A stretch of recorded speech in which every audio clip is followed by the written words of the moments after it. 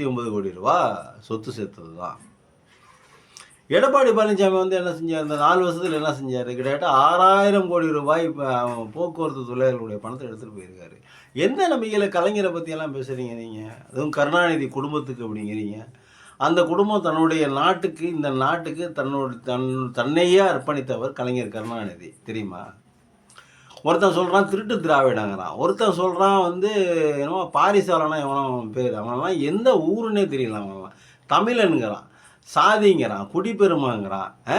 என்ன பேசுகிறாங்கன்னு தெரிய மாட்டேங்குது. பைத்தியக்கார பாருங்களா கூட நாட்டில் வச்சுக்கிட்டு. கலைஞர் தமிழ்நாட்டுக்கு தானே பாடுபட்டார். சிங்கப்பூரில் கொண்டு போய் பாடுபட்டாரா? பீகாரில் கொண்டு போய் பீகாருக்காக பாடுபட்டாரா? இல்லை சொத்து சம்பாரித்து சொத்தை கொண்டு போய் ஃபாரினில் இன்வெஸ்ட் பண்ணி வச்சுருக்காரா? என்ன நீங்கள்லாம் பேசுகிறீங்க? நீங்கள் ஒரு கட்சி தவிர அதிமுகவோட கட்சி ஏதோ ஒரு ஆக்சிடெண்ட்டில் வந்து சேர்ந்துருக்க நீ எல்லாம் கட்சிக்கு. நீ எல்லாம் போய் கலைஞரை பற்றி பேசுகிற. ஸ்டாலினோட நிப்பாட்டிக்கணும், அவ்வளவுதான். கலைஞரெல்லாம் தொட்டு பேசுகிறதுக்கெல்லாம் உனக்கு எந்த விதமான அருகதையும் இல்லை, தகுதியும் இல்லை. ஜெயலலிதா அம்மாவுக்கு கலைஞரை பற்றி பேசுகிறதுக்கு என்ன என்ன என்ன இருக்குது? என்ன ரைட்ஸ் இருக்குது? என்ன செஞ்சுருக்காரு? என்ன செஞ்சுருக்கு அந்த அம்மா? கலைஞரை விமர்சிக்கிறதுக்கு, கலைஞர் தீய சக்தின்னு சொல்கிறதுக்கு அந்த அம்மாவுக்கு எந்த விதமான ரைட்ஸ் இருக்குது? ஒருத்தரை பற்றி நம்ம குறை சொல்லணும் அப்படின்னா அவர்களை விட நாம் சிறந்தவர்களாக இருக்கணும், பெரிய ஆளாக இருக்கணும். எதுவுமே செய்யாமல் கலைஞர் மேலே குறை சொல்லணும், திமுக மேலே குறை சொல்லணும், திமுகவை தூற்றணுங்கிற ஒரே ஒரு காரணத்துக்காக கருணாநிதின்னு சொல்ல வேண்டியது பேர். அவர் பேரை எம்ஜிஆரே சொல்ல மாட்டார், கலைஞர் தான் சொல்லுவார். ஆனால் அது எடப்பாடி பழனிசாமி கருணாநிதியின் குடும்பத்துக்கு அவர் செஞ்ச சாதனைகள்லாம் ஒன்று அவுத்து விட்டால் அப்படி இருக்கும். எல்லாம் இந்தியாவில் முதல்ல செஞ்ச சாதனைகள். இந்தியாவிலே முதல்ல கிட்டத்தட்ட ஆசியாவிலே முதல் செஞ்ச சாதனைகள்லாம் வச்சுருக்காரு கலைஞர் மட்டும்தான். இந்தியாவில் வேறு யாருக்கும் எந்த முதல்வருக்கும் அந்த மாதிரி பெருமையெல்லாம் இல்லை. கலைஞர் வந்து தமிழ்நாட்டுக்கு ஆற்றிய பணிகள், ஆற்றிய கடமைகள், செய்த சாதனைகளெல்லாம் உலகத்தில் எந்த மாநில முதல்வரும் எந்த நாட்டின் பிரதமரும் செஞ்சிருக்க மாட்டாங்க. ஒரு குறிப்பிட்ட ஒரு சிலரை தவிர அவ்வளோ சேவை செஞ்சுருக்காரு, அவ்வளோ வேலை செஞ்சுருக்காரு தமிழ்நாட்டுக்கு. அவர் இல்லாட்டினா இந்த நாடு இன்னைக்கு இப்படி இருக்காது. இவர் சட்டமெல்லாம் ஏற்றி போட்டு போக அதுக்கப்புறம் வர்றவங்க வந்து உட்காந்துக்கிட்டு கலைஞரையும் திட்டிக்கிட்டு, கலைஞரையும் தீய சக்தின்னு சொல்லிக்கிட்டு அதுக்கப்புறம் அவங்க வச்சு ஆட்சியை அமைப்பாங்க. நல்லா மண்டையில் மூளை உதிக்கணும். இதெல்லாம் வந்து யாருக்குமே தொழிலாது. சைக்கிளு ரிக்ஷா இருக்குது பாரு, அந்த ரிக்ஷாவை ஒழிச்சார் அவர் 1973. அது தெரியுமா உங்களுக்கு? இலவச சைக்கிள் திருவி ரிக்ஷா கொடுத்தார். கைவண்டியை இழுத்துக்கிட்டு ஆளை உட்காராச்சிட்டு இழுத்துக்கிட்டு ஓடினது ஒரு காலத்தில். 1973 இவர் என்ன பண்ணார்? அந்த வண்டியை வச்சுட்டு ரிக்ஷா இப்போ எனக்கு வரந்தஞ்சு கூட இருந்துச்சு, இப்போ கூட இருந்துச்சு, ஒரு 10 வருஷத்துக்கு முன்னாடி கூட இருந்துச்சு திருச்சியில். அந்த வண்டியை இலவசமாக கொடுத்தார் எல்லாத்துக்கும். ஏப்பா கஷ்டப்படாதீங்கப்பா அப்படின்னு கொடுத்தாரு. இன்னும் எவ்வளோ இருக்குது? போக்குவரத்து கழகம் இந்தியாவிலே எங்கேயுமே இல்லை. இவர் தான் உருவாக்குறாரு 1969 வருஷம். அதெல்லாம் வந்து அனைத்து சாதியினரும் அச்சராகலாம். அதெல்லாம் உங்களுக்கு ஏன் தோண மாட்டேங்குது? இந்த மாதிரிலாம் சட்டம் போடணும்னு ஏன் தோணும்? யாருக்கு தோணி இருக்குது? இந்தியாவிலே முதல் முறையாக யாருக்கு தோணி இருக்குது? பீகாரில் தோணிச்சா? ராஜஸ்தானில் தோணிச்சா? உத்தரப்பிரதேசத்தில் தோணிச்சா? மத்திய பிரதேசத்துக்கு தோணிச்சா? இல்லை கேரளாவுக்கு தோணிச்சா? எங்கேயுமே இவருக்கு மட்டும்தான் அந்த மாதிரி ஐடியாலாம் புத்தியெல்லாம் வந்தது. அனைத்து சாதியினர் ஆட்சி நாங்கள் திட்டம் 1977 அரசு விழாக்களில் கல்விக்கூடங்களில் மனோன்மணியம் சுந்தரனார் எழுதிய நீராறும் கல்லோடுத்த பாடலை பாடியது எவ்வளோ பெரிய சாதனை தெரியுமா? அது இன்ன வரைக்கும் நின்று விளையாடுது. கலைஞருடைய சாதனை, கலைஞருடைய மணி மகுடத்தில் ஒரு வைரக்கல். இதெல்லாம் என்னமோ கலைஞர் என்னமோ அசால்ட்டாக என்னமோ கருணாநிதி குடும்பத்துக்கு இதுதான் கடைசி தேர்தல்லாம். நீங்கள் என்னத்தை அப்படியே அறுத்து அப்படியே ஒரே தள்ளி விட்டீங்க. ஒன்று சொல்லுங்கள் பார்ப்போம், ஏதாவது ஒன்று சொல்லுங்கள் பார்ப்போம். நீங்கள் செய்த இந்த 4 வருஷம் ஆட்சியில் இருந்தீங்கல்ல, நீங்கள் செய்த ஒரே ஒரு சாதனையை சொல்லுங்கள் பார்ப்போம். அது எவ்வளோ பெரிய செயற்கரிய சாதனையாக இருக்கும் அப்படிங்கிறத நம்ம யோசிப்போம். அன்புமணின்னு ஒருத்தர், அன்புமணி, அவர் உங்களுக்கு தெரிஞ்சிருக்கும். என்ன சொல்கிறாரு? தமிழ்நாட்டில் திமுக ஆட்சி தொடர்ந்தால் பெண்களும் குழந்தைகளும் நடமாடவே முடியாது. அன்புமணி விமர்சனம் வச்சுருக்காரு. பெண்களும் குழந்தைகளும் நடமாடவே முடியாது. யார்? தன்னுடைய அப்பா ஆரம்பித்த கட்சியில் இருந்துக்கிட்டு வளர்ந்து ஆளாகி ஒரு எம்பி ஆகி அங்கே போய் மேலே போய் உட்காந்துக்கிட்டு அந்த டாக்டர் படிச்சிருக்காங்கிற ஒரே ஒரு காரணத்துக்காக இணையமைச்சராகி அந்த அமைச்சகத்தில் இருந்து ஏகப்பட்ட ஊழல் செஞ்சுட்டு அந்த ஊழல்களுக்கு வழக்கை வாங்கிட்டு முறைகேடாக ஆஸ்பத்திரி கட்டுவதற்கு மருத்துவக் கல்லூரிகள் கட்டுவதற்கு முறைகேடாக பர்மிஷன் கொடுத்துருக்காரு. சட்டத்தை சரியானபடியாக கையாளாமல், சட்டப்படி எதுவுமே நடக்காமல் முறைகேடாக அந்த ஆஸ்பத்திரியோ அல்ல அந்த மருத்துவக் கல்லூரியோ கட்டுறதுக்கு அனுமதி கொடுத்துருக்காரு. அப்படி அனுமதி கொடுத்த வழக்கத்தில் சிபிஐ கேஸ் இருக்குது அவர் மேலே. அவர் ஏன் இப்போ பிஜேபியோட அதிமுகவோட சேர்ந்துருக்காரு தெரியுது அவங்களுக்கு? நல்லா யோசிச்சு பாருங்க. இதெல்லாம் அவர் தன்னை காப்பாற்றிக் கொள்வதற்கு அவங்க அப்பாவையே எதிர்த்துக்கிட்டு, தன்னை வளர்த்து ஆளாக்கிய நம்ம அப்பாவையே எதிர்த்துக்கிட்டு இவ்வளோ வேலை பார்த்துருக்காரு. ஆனால் திமுகவை குறை சொல்கிறாரு. என்ன திமுக குறை சொல்கிறாரு? நடந்து போகவே முடியாதான், பெண்களும் குழந்தைகளும் நடந்து போகவே முடியாதான். எப்படியாப்பட்ட வார்த்தைகள் இதெல்லாம்? போய் பிஜேபியோட சேர்ந்துட்ட, அதிமுகவோட சேர்ந்துட்டேங்கிற ஒத்த காரணத்துக்காக வாயில் வந்ததெல்லாம் பேச வேண்டியது. என்னையா நினச்சிக்கிட்டு இருக்கீங்க உங்கள் மனசில்? திமுக ஆட்சிக்கு வந்து இந்த 5 வருஷத்தில் என்னென்ன செஞ்சுருக்குது சொல்லு பார்ப்போம். இந்த 5 வருஷத்தில் என்னென்ன செஞ்சுருக்குது? இதே நீ கூட்டணியில் உன் கூட்டணியில் அதிமுக இருக்காரு, அவர்கிட்ட போய் கேளு. நீ 4 வருஷமாக ஆட்சியில் இருந்திய, நீ என்ன செஞ்சேன்னு கேளு. இல்லை 12 வருஷமாக உங்கள் கூட்டணி என்டிஏ கூட்டணி தலைவரோட மோடிகிட்ட போய் 12 வருஷமாக ஆட்சியில் இருந்து என்னையா செஞ்சேன்னு சொல்லிட்டு கேளு. தில்லு இருக்கா, திறமை இருக்கா? ஆனால் திமுகனா உங்களுக்கு தொக்கு. யார் வேணால் புழுதி வாரி தூட்டலாம், சேத்த வாரி அடிக்கலாம். திமுகனாக்கா அவங்க செஞ்ச சாதனையெல்லாம் எதையுமே வெளியே சொல்ல மாட்டீங்க. ஆனால் திமுக ஒரு தீய சக்தி, திருட்டு திராவிடம். திமுக ஒரு தீய சக்தி, திருட்டு திராவிடம். ஓசி பஸ்ஸில் வண்டி ஏறி போனார். அப்போ அதுக்கு சிவாஜி சொன்னார், ஓசி பஸ்ஸில் வண்டி ஏறி போனார் அப்படின்னு. இப்போ டிக்கெட் எடுக்க கூட காசு இல்லையா. அந்த காலத்தையே ஒரு மோதிரம் போட்டிருந்தாராம். அந்த மோதிரத்தை விற்றுட்டு தான் சிவாஜியும் கலைஞர் கருணாநிதியும் 2 பேரும் சென்னைக்கு போயிருக்காங்க. அந்த மோதிரத்தை விற்றுவிட்டு. அப்போ எவ்வளோ பெரிய பணக்காரராக இருப்பார்? நம்மளே யோசிக்கணும்ல. எதையுமே தெரியாமல் ஏதாவது ஒன்று பண்ணிவிட்டு ஏதாவது ஒரு குறைய சொல்லிவிட்டு இன்னும் ஏகப்பட்ட சாதனைகள் இருக்குது. சுதந்திரம் முதலமைச்சர்கள் கொடியேற்ற பழக்கம் இருந்துச்சு. அதை முதலமைச்சர்கள் கொடியேற்ற பழக்கம் இல்லை. அதை இவர் எப்போ செஞ்சார்? 1974 தான் இந்திரா காந்தி அம்மையார்கிட்ட பேசி 74 அம்மா நீங்கள் சென்ட்ரலில் கொடியேற்றுறீங்க, நாங்கள் ஊரெல்லாம் கொடியேற்றுறோம்.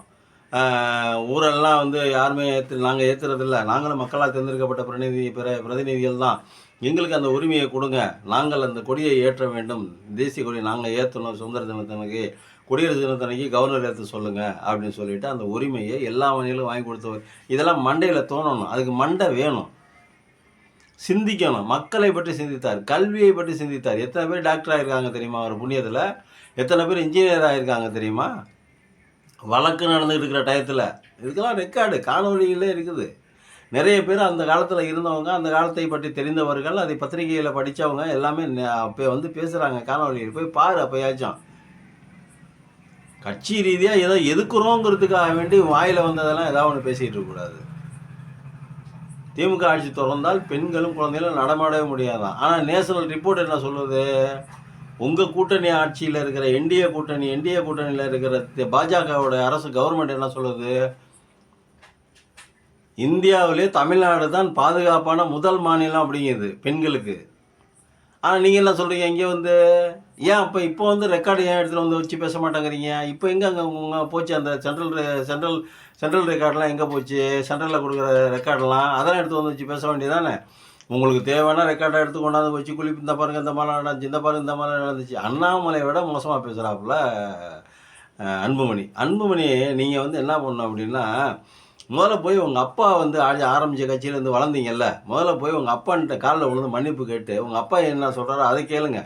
பெத்த அப்பன் பேச்சையே கேட்க முடியல. நீங்கள்லாம் நாளைக்கு நீங்கள் எம்பி ஆகியோ எம்எல்ஏ ஆகியோ நீங்கள் என்ன சாதிக்க போகிறீங்க? இப்படி இந்த முறைகேடான முறையில் மருத்துவக் கல்லூரி கொடுத்தீங்களே, அந்த கல்லூரி அந்த மாதிரி ஏதாவது முறைகேடாக ஏதாவது பண்ணுவீங்க, அவ்வளோதான் செய்வீங்க. வேறு என்ன தெரியும் உங்களுக்கு? வேறு என்ன தெரியும்? இப்போ எடப்பாடி என்ன செய்ய போகிறாரு? கட்சியை பின்னாடி இருந்துக்கிட்டு மிழுங்கிக்கிட்டு இருக்காங்க. கிட்டத்தட்ட முக்கால்வாசியை மிழுங்கிட்டானுங்க பிஜேபிக்காரனுங்க. அதை பற்றி யோசிக்கிறதுக்கு எடப்பாடிக்கு வக்கு இல்லை. ஆனால் அவர் வழக்கில் சேரக்கூடாது. வழக்கை எடுத்து போராடுறது கூட முடியலன்னா அப்புறம் எதுக்குங்க நீங்கள் இந்த திருட்டுத்தனம்லாம் பண்ணுறீங்க? திமுககாரன் ஊழலே செஞ்சுருக்காங்க, ரைட்டுங்க. வழக்கை எடுத்து போராடினானா இல்லையாங்க? செந்தில் பாலாஜி எத்தனை நாளுங்க இதில் வச்சுருந்தாங்க, ஜெயிலில் வச்சுருந்தாங்க.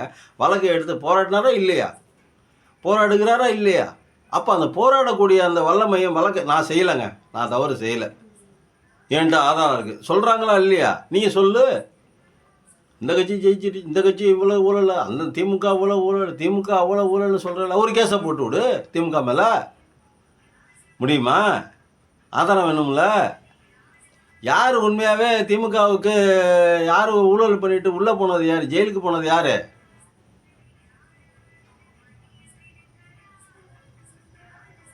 யார் ஜெயிலுக்கு போனது? குற்றவாளி யார்? A1 குற்றவாளி யார்? A2 குற்றவாளி யார்? யார் மேலே அந்த குறை சொல்கிறீங்க? ஏதாவது ஒரு குற்றம் சொல்ல முடியுமா?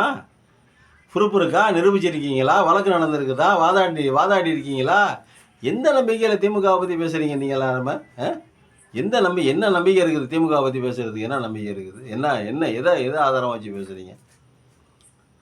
இப்போ இவர் அன்புமணி மட்டும் இவர் எதுக்காக இந்த கூட்டணி வந்திருக்காரு? நிறையா அவரை பற்றி பேசணும்னு நினச்சா மறந்து போச்சு. அதெல்லாம் எதையுமே எழுதி வைக்கிறதில்ல, நம்ம மனசில் இருக்கிறது தான் பேசுகிறது. அன்புமணி எதுக்கு கூட்டத்துக்கு வந்திருக்காரு? அதான் முதலே சொன்னால, மருத்துவ முறைகேடில் மருத்துவ கல்லூரிகளில் முறைகேடு, அனுமதி வழங்கியது தொடர்பான முறைகேடு, அந்த வழக்கு சிபிஐயில் இருக்குது. நீ எதாவது இடம் கூட பிஜேபிக்காரனை ஏற்றுக்கிட்டாலும் தூக்கி மண்டையை மொட்டை அடிச்சு கொண்டு போய் ஜெயிலு தள்ளிடுவாங்க. என்ன நீங்கள் மட்டும் என்ன பண்ணுறீங்க? எடப்பாடி மட்டும் எதுக்கு நிற்கிறாரு? ஏதோ உங்களன்னு ஒரு எதிர்கட்சி தலைவரை நினச்சிக்கிட்டு ஸ்டாலினும் பேசுகிறாரு. எதிர்கட்சி தலைவராக இருக்கீங்கிறதுக்காக உங்களை பற்றியும் பேசுகிறாரு அவர். வேற முதல்வர்னாக்க நீங்கள் பண்ண சேட்டைக்கு, நீங்கள் பண்ண லொல்லுக்கெல்லாம் நீங்கள் கண்டுக்கவே மாட்டாங்க. எதையுமே ஒரு அளவோட வச்சுக்கிறது இல்லை, வாய்க்கு வந்தபடி பேசுகிறது. கருணாநிதியின் குடும்பத்துக்கு 26 தேர்தல் நீங்கள் வந்தீங்கன்னா அப்படியே அறுத்து தள்ளிடுவீங்க. ஒரே அறுத்து தள்ளிடுவீங்களா? நீங்கள் ஆட்சிக்கு எத்தனை பேர்த்த கொல்ல போகிறீங்க? என்ன திருப்பி வாயிலே கரெக்டாக ஒரு பொம்பளை 10வது படிக்கிற பொண்ணை வாயிலே சுட்டு கொண்டிருக்கீங்களா? இதெல்லாம் எந்த விதத்தில் நியாயம்? யார் சொன்னது இப்படிலாம் சொல்லி? காலையில் எழுந்திரிச்சு பத்திரிகையில் கேட்டதுக்கு நானும் உங்களை டிவியை பார்த்து தெரிஞ்சுக்கிட்டேன்னு சொல்கிறதுக்கு வெக்கமாக இல்லை, அசிங்கமாக இல்லை? ஒரு முதலமைச்சர் அப்படி சொல்லாமா? உடனே கூப்பிட்டு வேதாந்தாவா வெங்காயமையான வழியா இங்கே வா, ஏதோ பேரணி வராங்களா, கூட்டம் போடுறாங்களா, ஏதோ அடிதடி பண்ணுறதா அத்தோட நிப்பாட்டிங்க. சுட்டு கொள்கிற வேலை, அடித்து கை கால் ஒடிக்கிற வேலை, இந்த வேலைலாம் வச்சுக்கிட்டிங்கன்னா வேறு மாதிரி ஆயிரும்.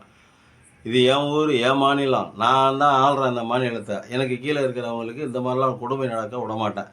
நீ வேணால் அடிக்கிறதுனா ஏதோ பொய்யடியாக அடிச்சிக்க, இளமரவு காய் மரவா கையடி படாமல் கையடி மாதிரி அடிச்சிக்க, அவ்வளோதான் செய்யலாம். கூட்டத்தை கலைச்சி விட்டுக்க, அது வேணால் செய்ய. அதை விட்டு சுட்டு கொள்றேன்னு துப்பாக்கி எடுத்துகிட்டு வந்தால் என்ன அர்த்தம் அது அப்படின்னு சொல்லிட்டு கேட்டிருக்கணும்ல. ஒரு வார்த்தை கேட்டிருக்கலாம்ல. இந்த வேலையை வச்சுக்காதீங்க, வேறு மாதிரி ஆயிரும் சொல்ல வேண்டியது தானே. என்ன தலையை எடுத்துருவாங்களா? ஐயா, அது கேட்கறதுக்கு துப்பு இல்லை. 13 பேர்த்த காப்பாற்றுறதுக்கு துப்பு இல்லை. மறுநாள் அந்த அம்மா என்ன சொன்னாங்க? அந்த விசாரணையில், ஒரு நபர் விசாரணையில் என்ன சொன்னாங்க? அந்த அம்மா தலைமைச் செயலாளர், எல்லா விஷயமும் நாங்கள் அப் டு பாட்டம் இப்போ சிஎம் கிட்ட சொல்லிவிட்டோம் அப்படின்னு சொன்னாங்க. ஆனால் நீங்கள் என்ன சொல்கிறீங்க? நான் டிவி பார்த்து தெரிஞ்சுக்கிட்டேன்றீங்க. அந்த அம்மா சொல்கிறது பொய்யா, இப்போ நீ சொல்கிறது பொய்யா? ரெண்டையும் நம்ம கம்பேர் பண்ணி பார்க்கணும்ல. அப்போ உன்னை நம்பி நாட்டை எப்படி கொடுக்க முடியும்? இந்த நாட்டை நம்பி உன்னை எப்படி கொடுக்க முடியும்? 8 கோடி பேர்த்த நம்பி உன்னை நம்பி எப்படி கொடுக்க முடியும்? நாளைக்கு வேதாந்தாவோ இல்லை பிஜேபிக்காரனோ இல்லை ஆர்எஸ்எஸ்காரனோ கூப்பிட்டு இதை செய்ய, அங்கே போராட்டம் நடக்குது, ஒரு 500 பேரை சுட்டுக்கொள்ள அப்படின்னு சொன்னால் நீ என்ன பண்ணுவ? நீ சுட்டு தானே கொள்ளுவ? அவங்க பேச்சு தட்ட முடியாதுல்ல. இல்லைன்னா அவங்க சொல்கிறது செய்யலாம், உணர்த்தி உள்ளே போட்டுருவாங்கல்ல. ஸ்டாலினோட நிப்பாட்டிங்க, MK ஸ்டாலினோட நிப்பாட்டிங்க உங்கள் பேச்செல்லாம். கலைஞர்கிட்டலாம் போகாதீங்க, அதுக்கெல்லாம் தகுதியே இல்லை. கலைஞர் பற்றியெல்லாம் பேசவே கூடாது. கலைஞர் ஒருத்தர் இல்லாட்டினா இன்றைக்கி இந்த நாடு இப்படி இருக்காது, பீகார் மாதிரி இருக்கும், உத்தரப்பிரதேசம் மாதிரி இருக்கும். பெரியார், கலைஞர், பேரறிஞர், கலைஞர், இவங்க 3 பேர் தான் காரணம் அந்த மாதிரி இருக்கிறதுக்கு, நாடு இருக்கிறதுக்கு. அமர்த்தியாசன் சொன்ன மாதிரி தமிழ்நாட்டை இந்திய மாநிலங்களோடு ஒப்பிட முடியாது, வளர்ந்த ஐரோப்பிய நாட்டோடு ஒப்பிடணும் தமிழ்நாட்டை அப்படின்னு சொல்லிட்டு அப்பயே பல வருடங்கள் முன்னாடியே சொல்லிட்டார். அதுக்கு காரணம் யார்? முத்துவேல் கருணாநிதி அப்படிங்கிறத நீங்கள் தெரிஞ்சுக்கணும். சப்ஸ்கிரைப் செஞ்சு பாருங்கள்.